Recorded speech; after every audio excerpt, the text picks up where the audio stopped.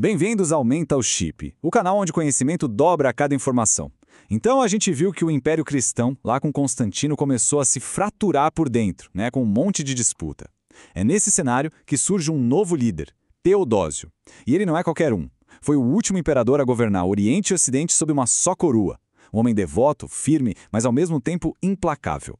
Um governante que ia transformar a fé cristã na lei do império. E a intolerância ia virar um novo tipo de espada. Isso já nos joga direto na questão central de tudo isso. Quando um império tenta forçar uma união pela fé, o que ele está fazendo de verdade? Está salvando a própria alma ou, na verdade, está sufocando toda a sua diversidade? Essa é a grande chave para a gente entender o reinado de Teodósio. Ok, vamos entender o cenário. Teodósio não pegou o império tranquilo, funcionando bem. Pelo contrário, como Edward Gibbon descreve, a Roma que ele assumiu, ali entre 379 e 395, estava completamente fraturada. Eram décadas e décadas de um caos generalizado, tanto na política quanto na religião. A busca por uma solução era, desesperada. E aqui está a grande aposta de Teodósio. Na cabeça dele, a salvação de Roma dependia de uma coisa: fé num único Deus, com uma única doutrina. Como Gibbon coloca, ele realmente acreditava que a unidade da fé poderia restaurar a unidade do império. Uma ideia, super poderosa e com consequências gigantescas. E é com essa ideia que a gente entra na primeira parte da nossa análise, a tal promessa de uma fé única. Qual era a intenção por trás de uma política tão radical assim? E ele não perdeu tempo. A ação foi rápida e bem decisiva.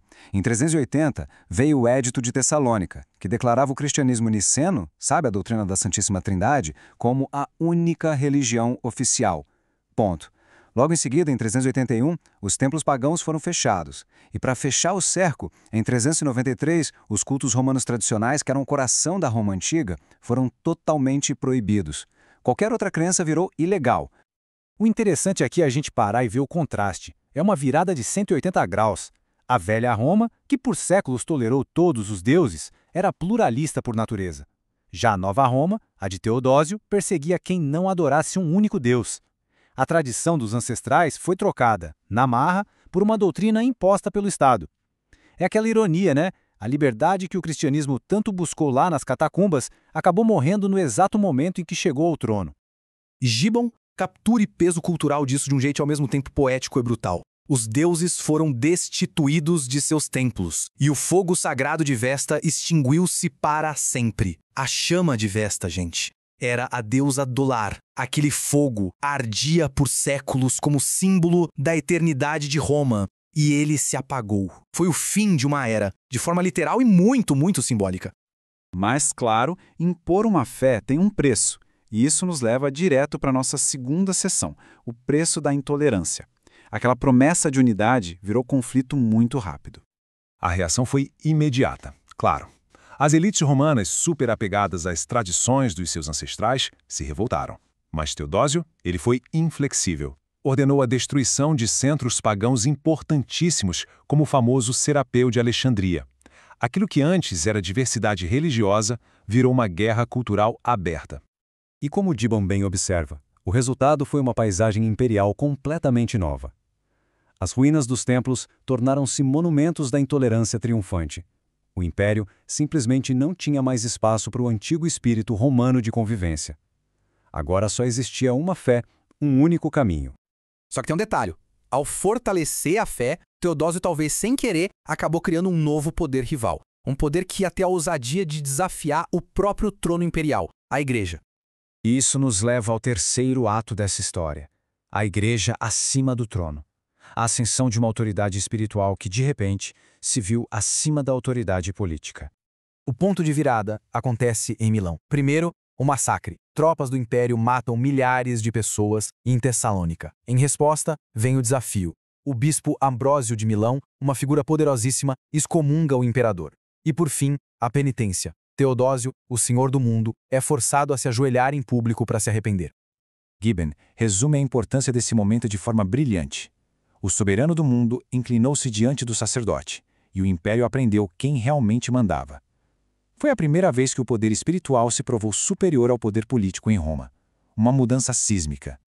Então, a gente chega num ponto crucial. Teodósio venceu as guerras da fé.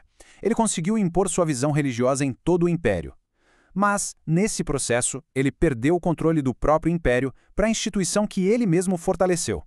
E é isso que nos leva ao capítulo final e bem trágico da história de Teodósio e do Império Unido, a divisão fatal de Roma.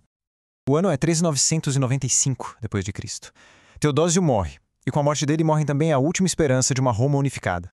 No testamento, ele divide o império entre seus 2 filhos. Honório fica com o Ocidente, com capital em Roma. Arcádio fica com o Oriente, governando lá de Constantinopla. Gibon tem uma expressão perfeita para isso: a partilha fatal. E foi fatal mesmo, porque os destinos dos 2 lados não podiam ser mais diferentes. O Oriente iria florescer por mais 1000 anos como o Império Bizantino, enquanto o Ocidente caminhou direto para o declínio e a destruição. E essa citação de Gibbon serve como epitáfio perfeito. Com a morte de Teodósio, extinguiu-se a última chama do Império Universal. O sonho de um império único, governado por um só imperador, acabou, para sempre. Então, para a gente resumir, o paradoxo de Teodósio que Gibbon detalha tão bem fica muito claro. Ele tentou impor uma fé única para restaurar a unidade, mas essa política acabou destruindo a alma pluralista de Roma e provocando guerras culturais. Ele levou o poder da Igreja acima do seu próprio poder e, no fim, sua morte selou a divisão permanente do império. E assim, a gente volta para aquela pergunta do começo, né? A fé imposta pode criar união de verdade ou ela só consegue impor o silêncio? Fica a reflexão aí para os comentários. Vale muito a pena compartilhar essa análise com quem gosta de pensar sobre esses limites entre religião e poder. E para quem quiser se aprofundar, fica a dica de apoiar o canal usando os links na descrição para adquirir Declínio e Queda do Império Romano. A leitura de quem nos acompanha ajuda demais o Mental Ship a continuar transformando a história.